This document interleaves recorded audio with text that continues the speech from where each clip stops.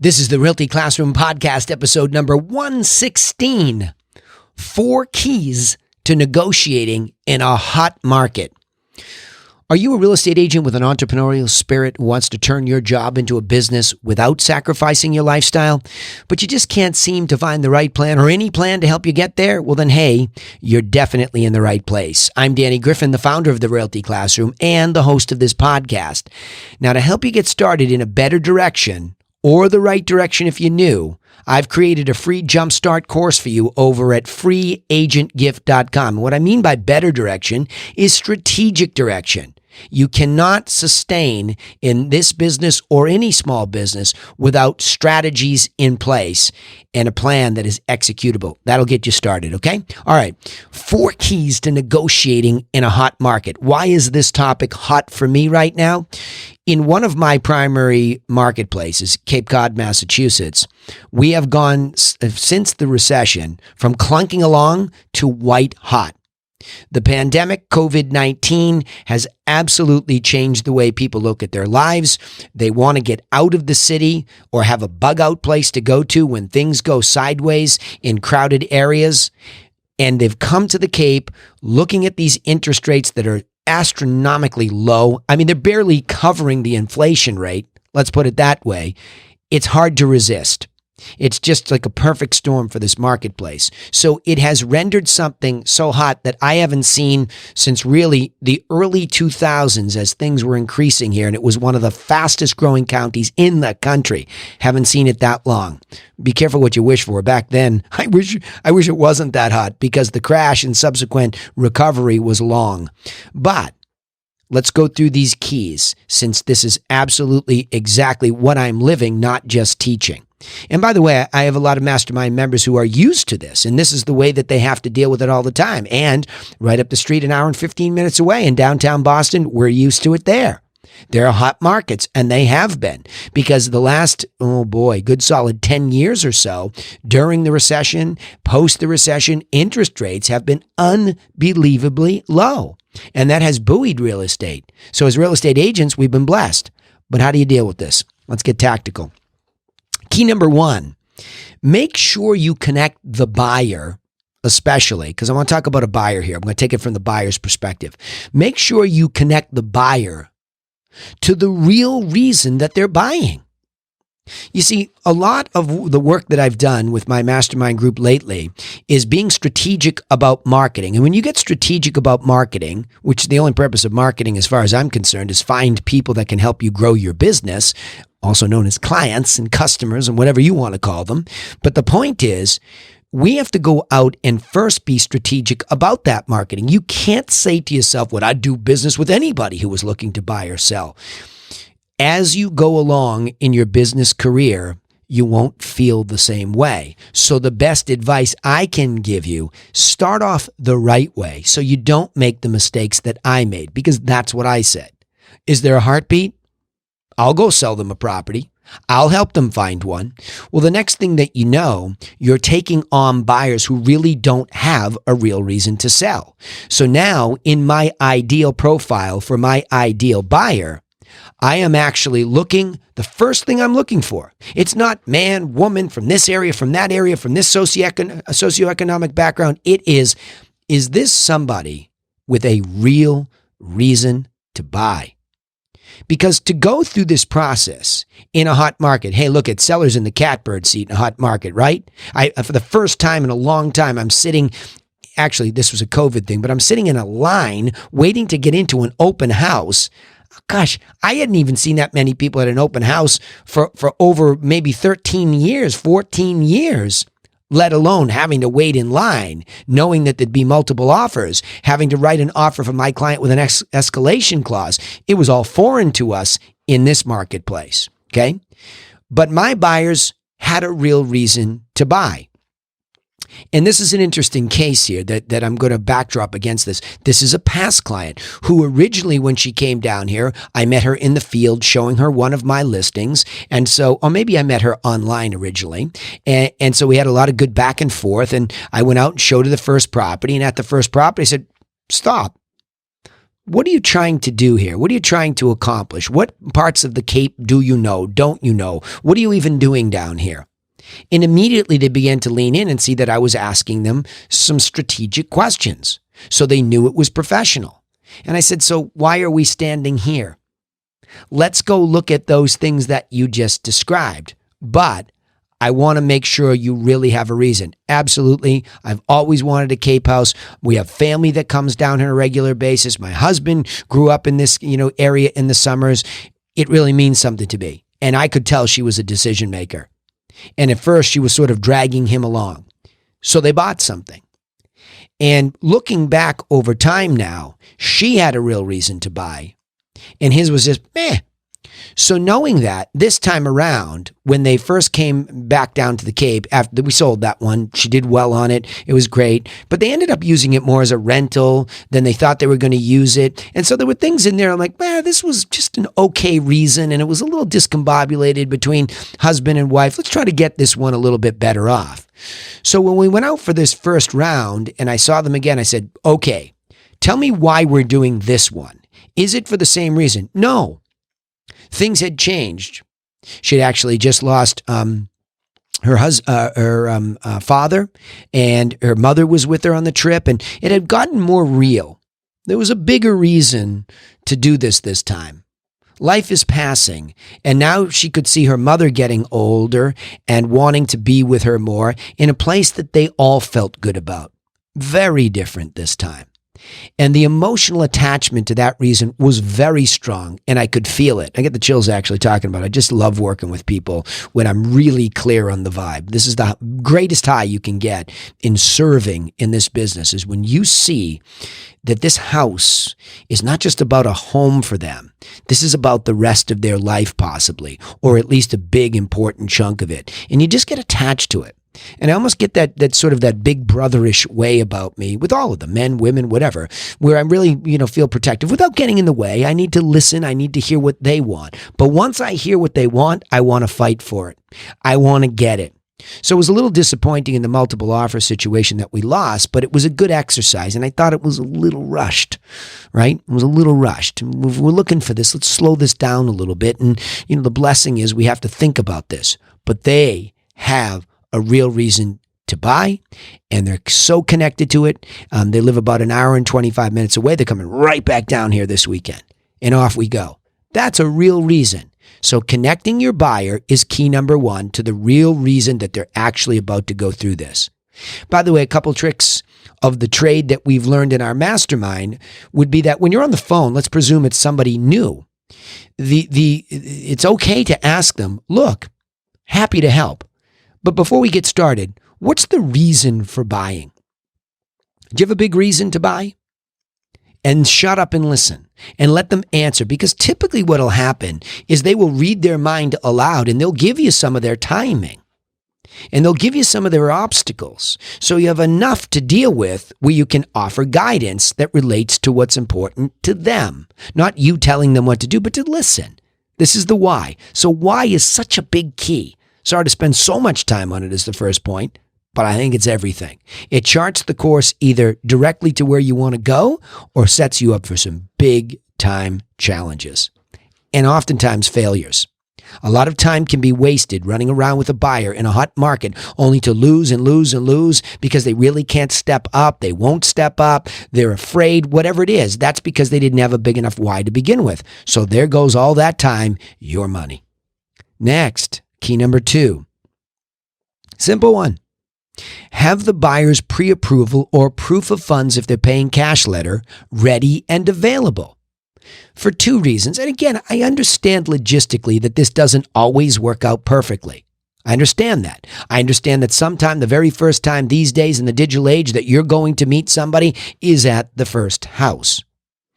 But once you feel secure enough that you've booked a tour of homes and that there's some sense of loyalty to show up, ask the question, hey, by the way, always a great segue, right? Brian Buffini made it famous. Hey, by the way, it's a segue. While we're talking about this and we're set up, in the case that you love one of these places and you decide to have me write up an offer for you, they're going to ask me for a pre-approval So you can see that they can see that you're pre-approved for the mortgage, or a simple proof of funds letter from your bank. And by the way, a lot of you get weird about showing, another agent or a seller somebody's bank statement. Why are you doing that? Just get a letter on the letterhead from the bank manager that says the buyers have the wherewithal to complete a cash transaction at that price. That's all you need. Or have them ready to write it at that price. And somebody could pick up the phone and say, it's private information, but as long as they give permission to have that in writing, that they have the wherewithal in cash or cash equivalents to complete the transaction, you're good. It's good enough. Remember, pre-approval, which is really pre-qualification, because ultimately a full-blown pre-approval process is still contingent upon the bank putting together the property information, aka the appraisal, along with the people. The people look good. They're pre-approved or pre-qualified to a certain extent, but until we pull the whole thing together, that's what a mortgage contingency is about. So some sort of a pre-qualification or pre-approval letter is critical. But it's not just so that in the heat of a hot market, you're ready to present it. It's more so, by the way, that shows professionalism on your side and your buyer, so that when the seller's looking at all these offers and not everybody has that ready, okay? And again, in a hot market, a lot of agents are conditioned to have it ready. But if you have a good, solid one, it's ready to go, it's from a reputable bank or somebody that they know, or you offer also to have the mortgage broker on the other end of the phone in an instant if they need it, that's taking it to the next level in a hot market. This is all, or the bank manager for that matter, on the cash transaction, this is all critically important when you present. However, it's even more critically important for, now we started with, hey, get that buyer connected to their why are they doing this? And number two, get them connected to what that money expenditure, that mortgage really means. And what that is actually buying in the marketplace. I can always argue it's a fabulous move to send some solds to these buyers, especially if you don't know them, to say, look, you wanted to see things at 700 and a quarter to 775. Here's what that money just bought over the last 60 days or so, right? If you're in a white hot market, only 30, couple weeks, whatever it might be, but you get the point. The point is to begin to gain or give them insight, so that they gain a reality for this situation. So now they've got their own pre-approval, or they've thought about what they're going to spend for cash, and they're putting it together. Okay, now I'm not telling you stop the showings, but if they have a confidence that they can get pre-approved, you're not going to stop them from showing, but you're going to say, look on your way down to the Cape, on your way out to meet me, or tonight, can you email your bank? Can you email a mortgage broker? Do you need me to give you one to start a pre-approval, right? All of that is really, really important for both sides. Connecting that buyer to their financial wherewithal and what the money will buy. Because if they get in a multiple bidding situation, typically you're coming in at something that is less than their maximum by quite a bit, so that they can bid it up. Because really what you're doing is you stop chasing with people. Stop getting people up to the maximum. Stop looking at things that you know are artificially beginning somewhere and they're going to be bid up 2, 3, 4%. And that's your job to know how high they're going to go, so that subsequently you're going lower than that. So they become the 800-pound gorilla per se in that competition, and they can just accelerate. That's how we blew out everybody else except one competitor who was cash. And I warned them, you're not full cash. You're heavy cash. We have the pre-approval letter. Everything's been submitted, but you still might get beaten out by cash. And we did. And there's nothing you can do. We lived to fight another day. We chased it up as far as we thought it was reasonable, and we lost out to cash. But we're in a backup situation. So if it was a whimsical purchase, something goes wrong, we're in. Otherwise, I'm going to find them something else. Now, key number 3, you want to also, as the agent, find out what terms are most important to the seller. I'm in the middle of a big negotiation on a luxury property, nearly $3 million negotiation, and it was very important for me, and I'm the only agent in the middle of this deal, and so the idea was for me to communicate to the buyers what terms were most important. so that they knew that if they could incorporate those terms in, the seller would be more willing to be flexible on the price. So going back to my scenario that I've been working on in this hot market, I knew because I asked the agent. All these people are going through the house and the agent's head is spinning. I said, just want to ask you a quick question. What's most important to the seller? Obviously, other than the price. To which she said, they want to sell it to somebody who is going to love it as much as they will. I immediately went into the backyard, told my buyer that, and she said, I have already noticed the Marine picture. The guy was a Marine, so was my father, and then I saw this and I saw that, and I'm going to write a personal letter to them. And that's exactly what she did. And this is why they really, really, really liked our offer, because we had everything in there that we could possibly put together that was important to us and the seller. We dealt with price by the escalation cause. We probably helped them get more than they would have gotten without us. So we were very helpful to them, and they liked us. And we just couldn't overcome that one obstacle. But we knew what was important to the seller. And I'll guarantee you that blew out all sorts of competition because I asked and I listened. I know you all hear me on a podcast and you say, does the other guy ever stop talking? You only see me in this mode. I do a lot of asking and listening. A lot. I love to provoke conversation. I love to hear what the issue is, and I like to solve it. I like to present in that way. And in a hot market, man, you want to listen. Because don't you think the seller's stressed out? Don't you think the agent's stressed out? All of this activity is coming at them. And you know what they want to deal with? A nice person. And a nice person, the way you establish yourself that way is by being respectful of everything that's important to them. I'm not saying be a phony. Don't get me wrong. This isn't you're so nice, Mr. Agent, Mrs. Agent. That's not the point, right? I'm saying genuinely, is there anything that's most important to the seller beyond the obvious stuff? And it's amazing how many times the agent will say, yes, this, or no, that. And sometimes they say, no, not really, just the price. Okay, great. And you can deal with that. But that is the key to negotiating. Find out what's most important to them and put it in the terms and conditions, including a letter. I mean, I got to tell you, I have a deep empathy for people and I love them. But sometimes I forget how powerful a letter can be. In fact, thank you to Laura, my cohort on my direct book of business. She's been with me for 15 years and helps me coordinate all of this stuff. She was the one that gave me a slap upside the head and said, I'm going to have these buyers write a letter to our seller. Another situation where we were the only ones involved in the middle, and they wrote a letter, and he was very emotional about selling it, and it worked. It was the final piece. It was the most important thing to him. All the while, all the long time that it took us to procure buyers for this very, very particular style house, it was the letter that was most important to him. And suddenly he compromised on price where there was no compromise before. So I'm telling you, this stuff really matters. But I'm not saying just put in a letter.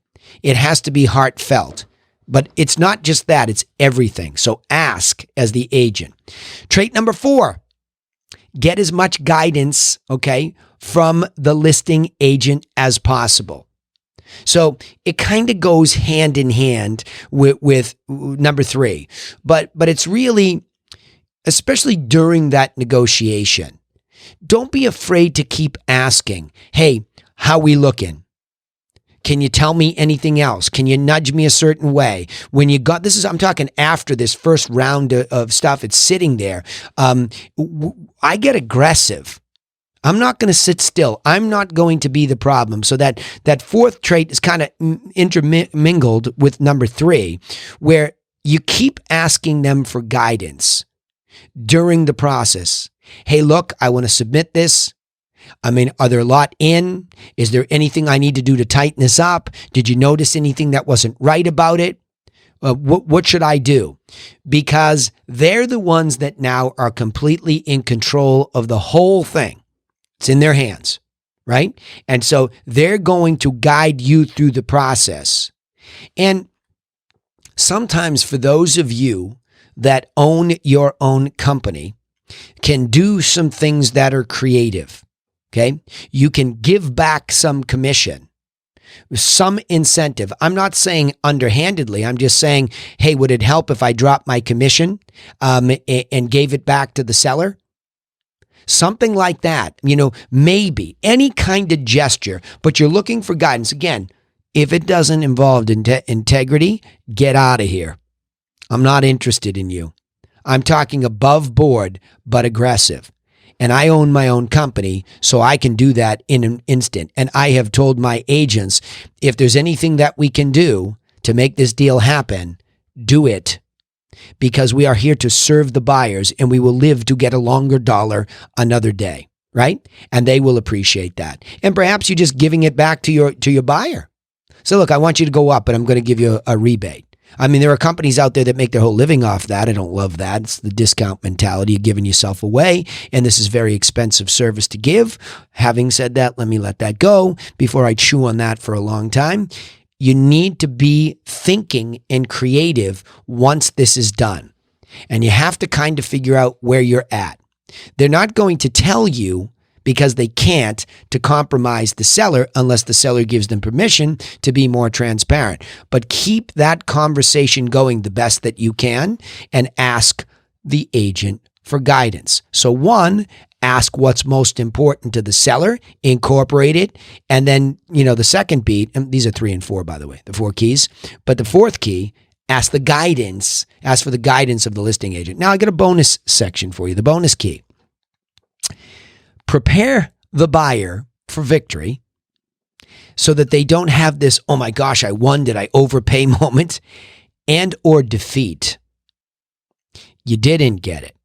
Because a lot of you that are going into a situation like this and you don't have a relationship with this buyer and you haven't set it up correctly, they may very well blame you. So as you go into this, say, look, I want to make sure you understand. I am going to help you do the best that you can to win. But there is a possibility with this much competition, you may not. And I want you to be assured that we will find something that you love, no matter what happens. But we are going to make sure through all these keys, and you can state these keys, right? I've connected you to why, you're ready to go. We've got your pre-approval. We found out what's most important to the seller. We're putting it in there. And lastly, I'm all over it with the agent. That's what it sounds like in a short narrative form. But I don't want you to fall over the edge if we lose it, because we're going to go right back out and we're going to win. If we win this one, wonderful. But we're going to move on because there's always a great house. All right, let me reiterate. 4 keys to negotiating in a hot market. Key 1, make sure you connect the buyer to their real reason to buy. Key 2, have the buyer's pre-approval or proof of funds letter ready and available. Key 3, find out what terms are most important to the seller. Trait 4, get as much guidance from the listing agent as possible. And your bonus key is prepare the buyer for victory and or defeat. All right, so let's summarize it this way. One of the most difficult situations to handle as a real estate agent is guiding a buyer client through a multiple offer negotiation in a hot market. The main key is to stay calm and check all the boxes to demonstrate your professional approach where they feel that win or lose, you did your job. Hey, remember, I'll say it again, you can take immediate action and get started in the right direction or a better direction with our free simple business plan over at freeagentgift.com. Also, don't forget to subscribe to this podcast on iTunes, Spotify, or wherever you listen. We also broadcast our live sales training calls on Facebook and YouTube every Friday at 1 o'clock EDT. Hey, turn on those page and channel notifications and you'll be in there with us. So, we'd also appreciate it if you would comment on our posts so that we know what you're thinking. And you can send me an email anytime, danny.griffin@therealtyclassroom.com, and I'll respond to you. Yes, I will. Try me. But remember this one thing. I appreciate that you're listening, but nobody's coming for you. So go get to work on your own business, and I will see you in the next episode.